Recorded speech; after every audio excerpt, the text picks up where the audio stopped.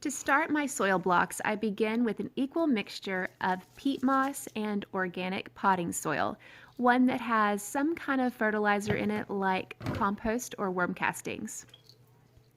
After I have mixed that together, I add a generous amount of water. Usually in a bowl like this, it's going to take about 2 quarts of water to get everything really, really soggy. You're talking about the consistency of brownie mixture. Then I mix that really, really well until it's thoroughly moist, and it may need to sit for a couple of hours, but usually I'm able to use it right away if I'm in a hurry.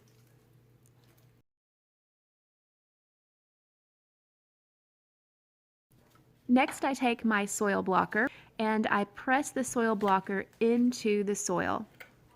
I do it a couple of times just to get a really compact soil block, and a lot of times I will use my hand to continue to press it in.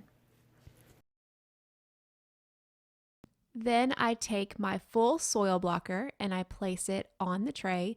Then I press the handle and lift up, and my newly compressed soil blocks remain in the tray. Next, I put 1 seed per soil block as recommended, although sometimes I put 2 just in case. And the hardest part is not adding more soil. The seeds just sit on top and then you're able to watch them germinate, which is really fun.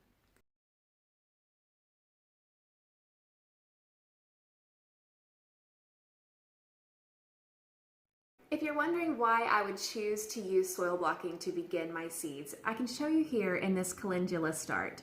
You can see here that the roots are just growing outward, but they're not circling around each other like you would see in a regular plastic pot. So when this actually goes into its final place in the garden, these roots are going to be ready to be able to expand and grow. It actually allows your transplants to get acclimated a lot quicker than if they had been confined to a small amount of space. But so far, I'm really enjoying it, and I'm definitely enjoying not having the waste of all the plastic pots. If you have any questions, please let me know. I'd be glad to answer them for you. And maybe you're trying it for the first time this year, and we can learn as we grow together.